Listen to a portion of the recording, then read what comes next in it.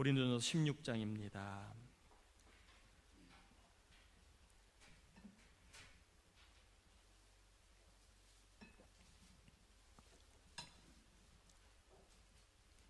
고린도전서 16장 10절에서 12절까지 우리 세 절입니다. 같이 봉독하겠습니다. 고린도전서 16장 10절에서 12절까지 같이 봉독합니다. 디모데가 이르거든 너희는 조심하여 그로 두려움이 없이 너희 가운데 있게 하라. 이는 그도 나와 같이 주의 일을 힘쓰는 자임이라. 그러므로 누구든지 그를 멸시하지 말고 평안히 보내어 내게로 오게 하라. 나는 그가 형제들과 함께 오기를 기다리노라.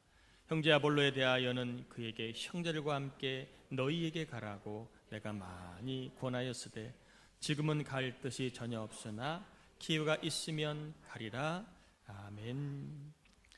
바울은 고린도 교회에 문제가 있음을 알고 본인이 갈 수 있는 형편이 아니기에 디모데를 대신 보내게 됩니다.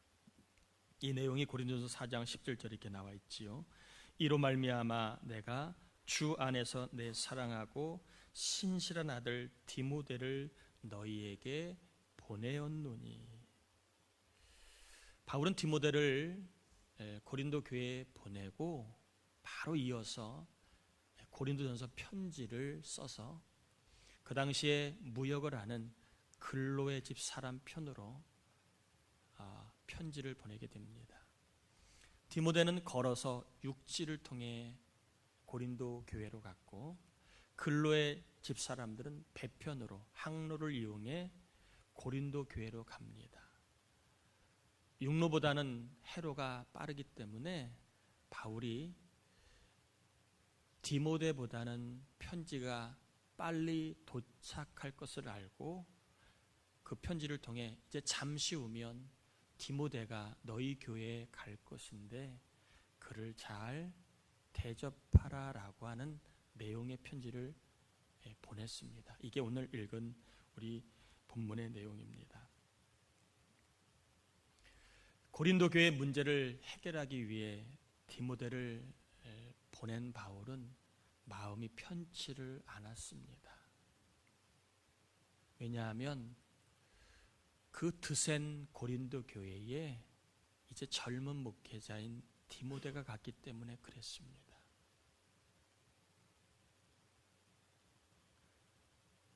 그런 사람들이 어린 디모데를 어떻게 대할까 눈에 불보듯 뻔하게 보였습니다. 문제를 해결하기 위해 목회자를 보냈는데 고린도 교회의 교인들이 그를 어떻게 대할지 아주 불보듯 뻔하게 보였기 때문에 그들에게 당부의 편지를 쓸 수밖에 없었습니다. 아마 젊은 목회자이기 때문에 함부로 대했을 것이고 그리고 멸시할 가능성, 겉으로 볼 때에 자기들보다 신앙이 그렇게 대단하지 않기 때문에 멸시할 가능성이 충분히 있었기에 고린도 교회 바울은 당부를 할 수밖에 없었습니다. 10절 11절 제가 다시 한번 읽어보겠습니다. 디모데가 이르거든. 아시겠죠? 편지를 이제 먼저 받게 될 고린도 교인들에게 육로를 통해 오는 디모데가 만약에 고린도에 도착하거든 너희는 조심하여 그로 두려움이 없이 너희 가운데 있게 하라. 너희 가운데 있게 하라는 말은 목회자로 목회를 할 수 있도록 해라 이런 뜻입니다. 이는 그도 나와 같이 주의 일에 힘쓰는 자임이라. 그러므로 누구든지 그를 뭐하지 말고 멸시하지 말고 평안히 보내어 내게 오게 하라. 나는 그가 형제들과 함께 오기를 기다리노라. 바울은 고린도 교인들에게 젊은 디모데 목회자가 가면 그를 조심스러워 여기고 멸시하지 말라. 그리고 그들이 그가 너희 가운데 목회자로 목회할 수 있도록 해주라 이렇게 당부를 합니다. 그러면서 바울은 디모데를 이렇게 소개합니다. 디모데는 나와 함께 주의 일에 뭐한 자라고요? 힘쓰는 자다. 이 말은 쉽게 이야기하면 디모데는 바울인 나와 동급이다, 이런 얘기입니다. 너희들이 막 대할 수 있는 그러한 사람이 아니라는 거예요.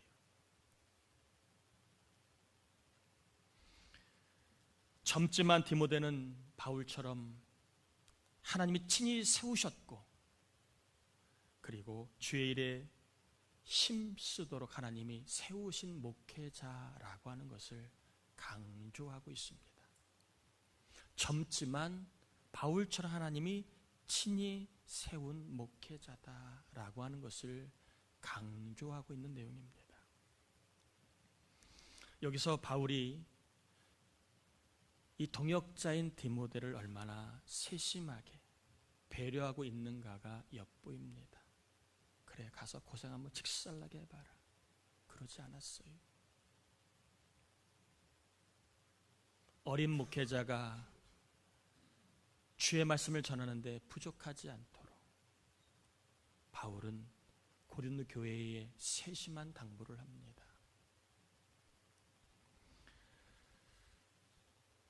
여기에서 우리가 성도들이 목회자를 어떻게 대해야 되는가를 배울 필요가 있습니다. 여러분들이 목회자를 어떻게 대해야 되는가를 정립할 필요가 있습니다. 목회자가 목회자로서 대우를 받는 것은 그 개인이 인격이 탁월해서, 그가 뭔가 대단한 업적을 이루어서 아니라는 거예요. 성도들이 목회자를 잘 대우해야 되는 이유는 그 개인이 잘나서가 아니라는 거예요. 하나님이 그를, 교회를 세우도록, 그리고 교회에 하나님의 사람을 세우도록 하나님이 그를 목회자로 세우셨기 때문에, 즉 하나님의 권위로 목회자가 세워졌기 때문에 하나님의 권위를 인정하여 목회자를 잘 대우하라, 이런 뜻입니다.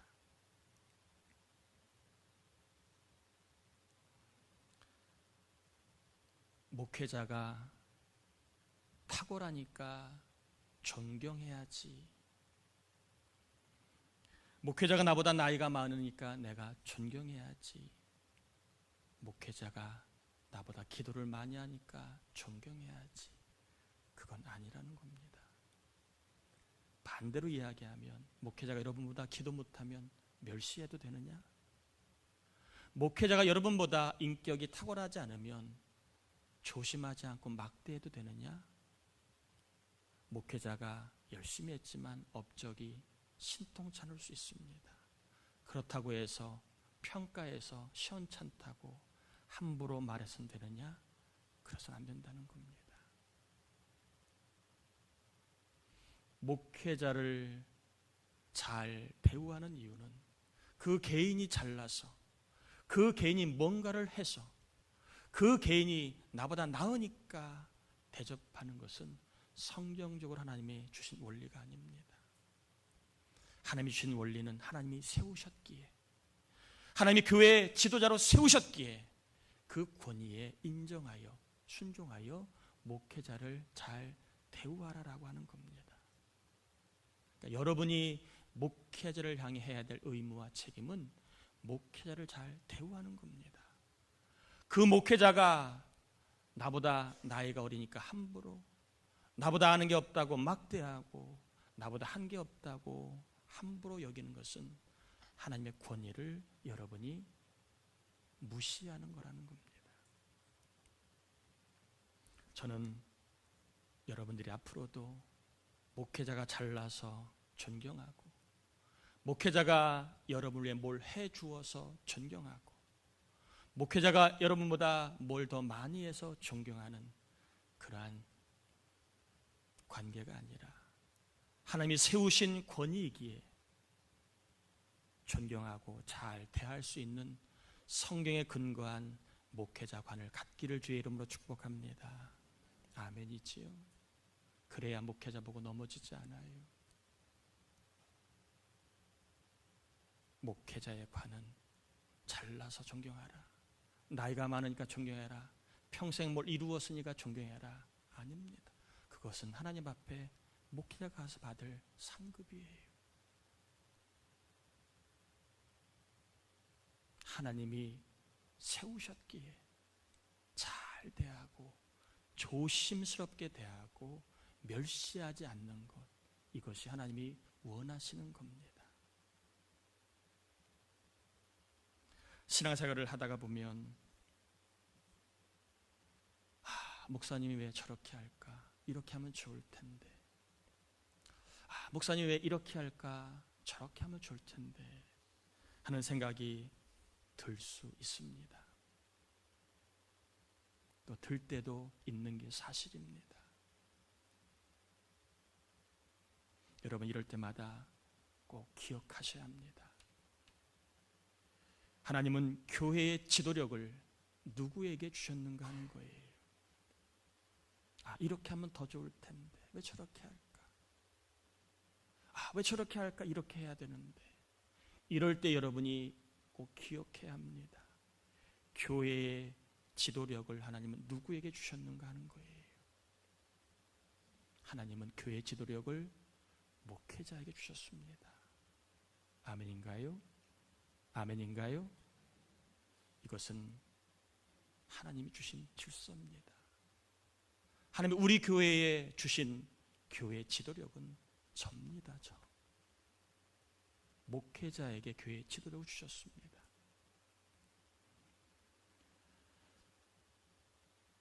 하나님은 우리 교회를 세우도록, 우리 교회가 하나님이 기뻐하시는 사람들로 채워지도록 하나님 저에게 지도력을 주신 겁니다.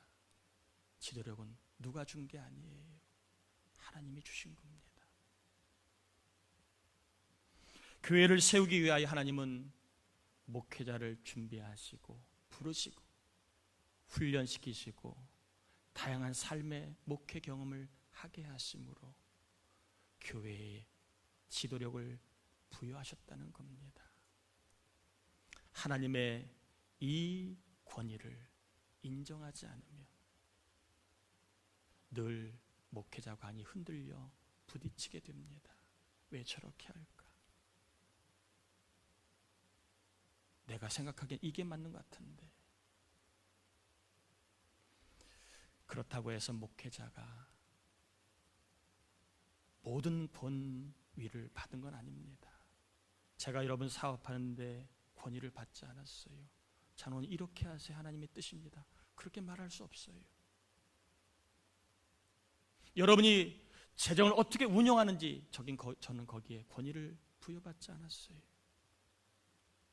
제가 하나님으로부터 받은 권위는 우리 교회를 하나님 기뻐하신 교회로 세우도록, 여러분의 신앙 영이 자라도록 구원받아 제자 만드는 일을 위한 권위만 부여받았지, 그 외에 여러분이 어떤 일을 하는지, 누구를 만나는지, 여러분의 전문성이 뭔지 거기까지는 제가 권위를 부여받지 않았습니다.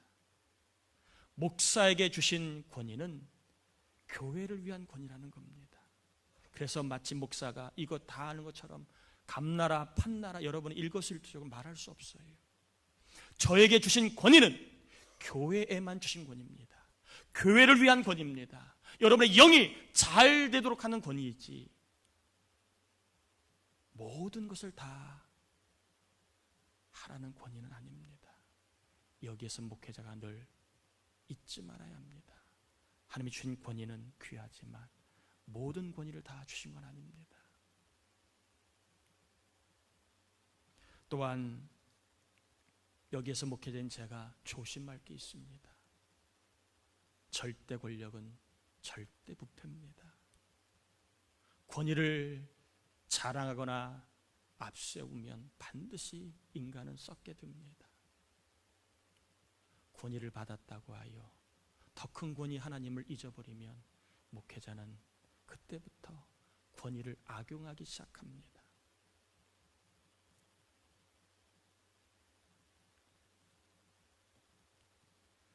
하나님이 교회를 세우라고 주신 권위를 목회자 개인의 사적인 이익을 취하는 권위를 악용합니다. 내 말 안 들어? 하나님이 벌 내실 거야. 이렇게 권위를 남용하는 경우도 있습니다.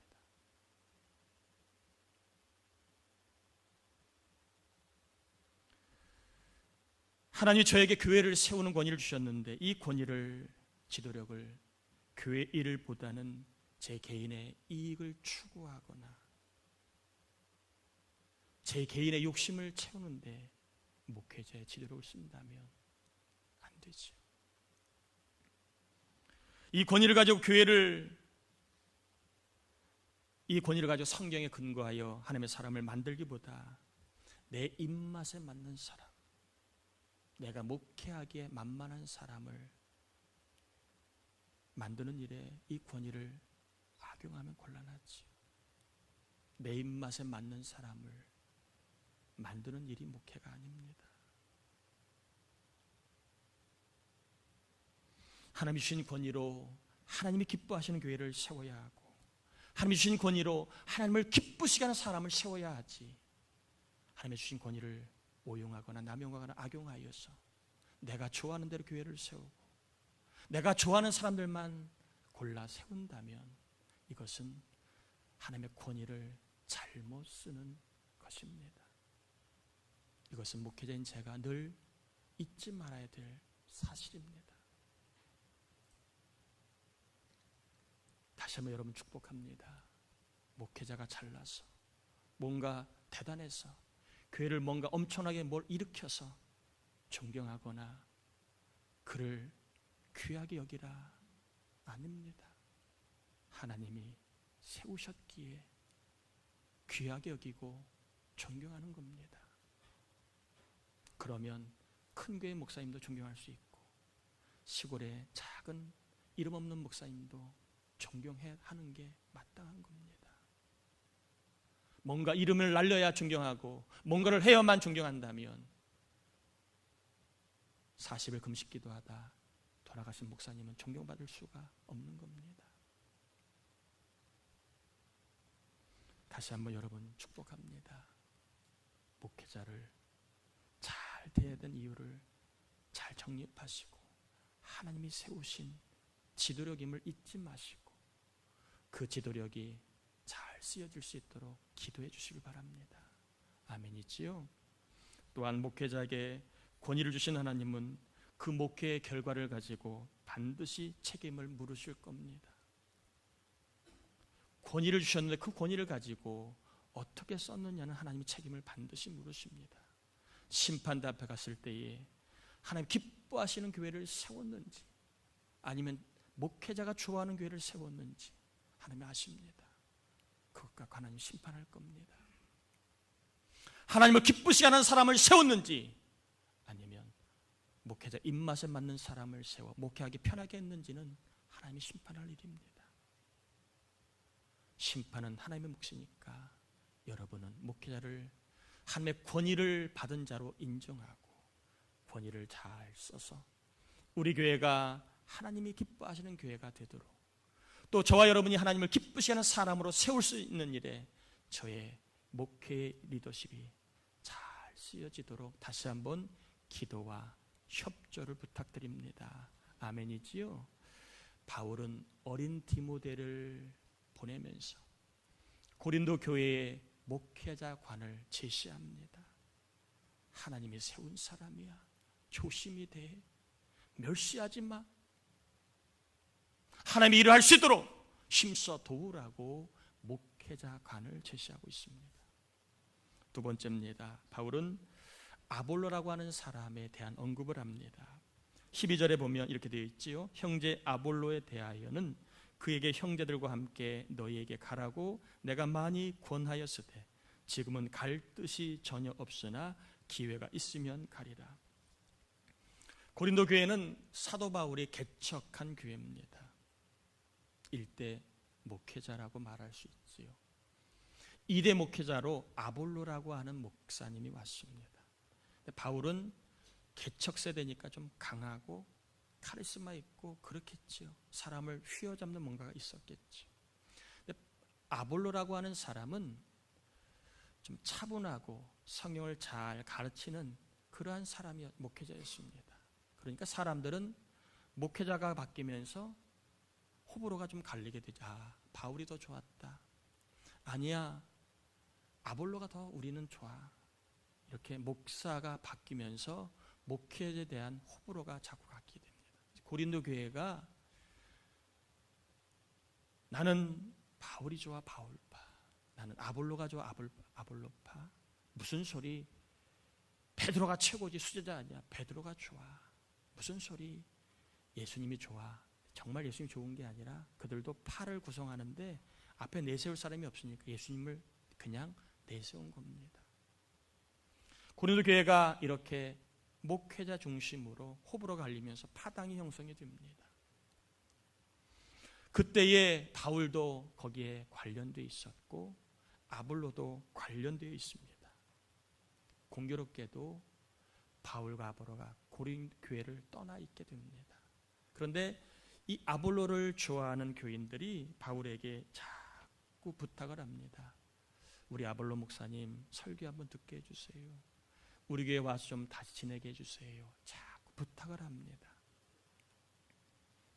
그러자 바울이 내키지는 않지만 교인들이 자꾸 원하니까 아볼로 목회자에게 고린도 교회에 좀 다시 가라고 그렇게 권면을 합니다. 권면을 할 때에 아볼로가 넙죽하지 않아서 그래, 그럼 내가 갈게. 나를 좋아하는 사람이 있어? 가야지. 넙죽하지 않았습니다. 가라고 막 하지 않았고 오라고 막 하지 않았어요. 나는 아직 갈 때가 아니다. 나는 갈 때가 아니다. 이렇게 그 부탁을 거절합니다. 사실 고린도 교회에 바울 좋아하는 사람이 많았습니다. 또 아볼로를 좋아하는 사람도 꽤 많았습니다. 무리로 따지면 제일 큰 무리가 바울 좋아하는 사람이었고 두 번째 무리가 아볼로를 좋아하는 사람들이었습니다. 바울의 입장에서 아볼로 목사님이 또 오면 교회가 어떻게 되겠습니까?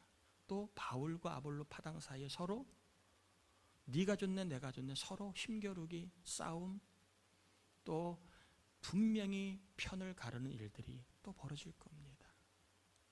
바울 입장에서는 또 그게 내키지 않았던 거예요.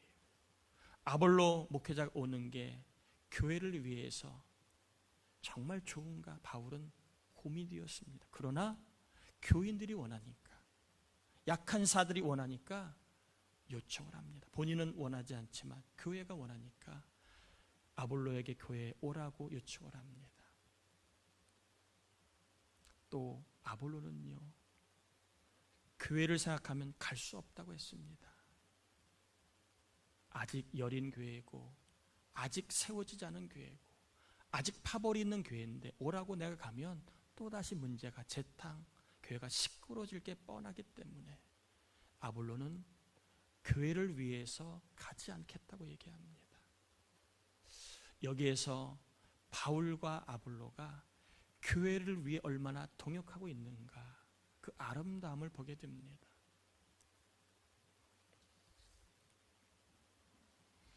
고린도 교회를 생각하여 바울은 아볼로에게 고린도 교회에 오라고 얘기했고 고린도 교회를 생각해서 아볼로는 가지 않겠다고 얘기를 합니다. 바울과 아볼로는 자신들의 사적인 이익이나 명예보다는 교회를 먼저 생각하고 교회의 유익을 더 생각하는 사람이었음을 보게 됩니다. 우리는 여기에서 바울과 아볼로를 통하여 참 신앙생활이 무엇인가 그리고 구원받은 자의 삶이 무엇인가를 잘 엿볼 수 있게 됩니다. 구원받은 사람, 신앙을 가진 사람은요 따라합시다. 자기를 넘어서야 한다. 자기 생각을 넘어서야 하고 자기 기분, 감정을 넘어서야 하고 자기가 알고 있는 상식을 넘어서야 하고 자기가 경험한 세계를 넘어서는 사람이 신앙을 갖고 있는 사람임을 보게 됩니다. 자기를 넘어선다는 말은 자기 세계관을 넘어 천국 세계관을 가지고 사는 사람이라는 겁니다. 자기 세계관은 자기를 기쁘게 하는 것을 제일로 여기는 세계관입니다. 교회를 다녀도 늘 자기가 기쁘냐가 중요합니다. 기도를 해도 자기를 기쁘게 하느냐가 제일 중요합니다. 수고를 해도 자기를 기쁘게 하느냐가 제일 중요해요. 무엇을 하면 내가 기쁠까? 누구를 만나면 내가 기쁠까? 누구와 살면 내가 기쁠까? 자기의 기쁨이 제일입니다. 이런 사람은 신앙을 갖고 있어도 자기 세계관을 가지고 신앙을 가지고 있는 사람입니다. 교회를 다녀도 자기 세계관으로 교회를 다니는 사람입니다. 늘 매사에 관심이 나의 기쁨입니다. 이 일을 하는 게 나를 기쁘게 하는 것인가? 내가 이걸 선택하는 게 내가 기쁨이 되는가?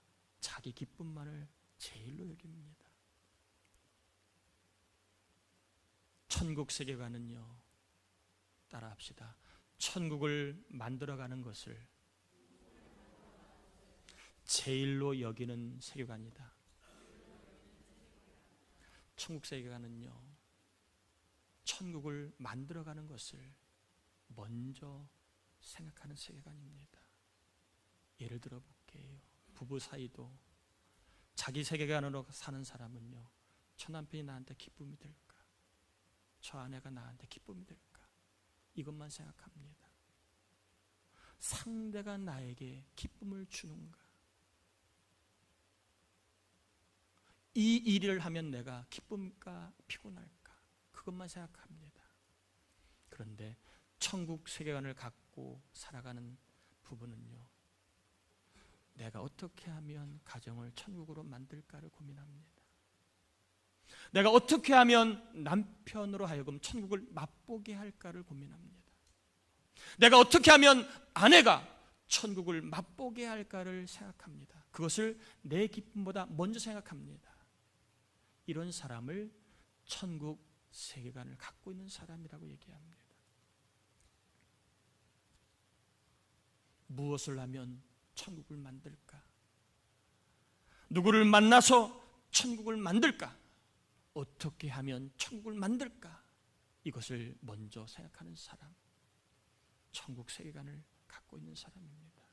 중요한 것은 자기 세계관을 갖고 있는 사람은 자기의 기쁨밖에는 맛보지 못하지만 천국 세계관을 갖고 있는 사람은 천국의 능력을 맛본다는 겁니다. 바울과 바나바는 어떤 세계관을 갖고 있었던 목회자일까요?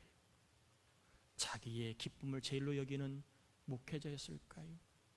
아니면 천국을 만들어가는 것을 기뻐하는, 천국을 만들어가는 것을 먼저 앞세우는 목회자였을까요? 그들은 교회를 먼저 생각했습니다. 자기의 유익, 자기의 기쁨, 자기의 만족, 자기의 대우를 먼저 생각하지 않았어요. 어떻게 하면 교회를 천국으로 만들어갈까? 그걸 고민했습니다. 목회자만 그럴 수 없죠. 저는 우리 장로님들도 천국 세계관으로 살기를 바랍니다. 나만 만족하면 되는 신앙에서 벗어나 어떻게 하면 우리 교회를 천국으로 만들까?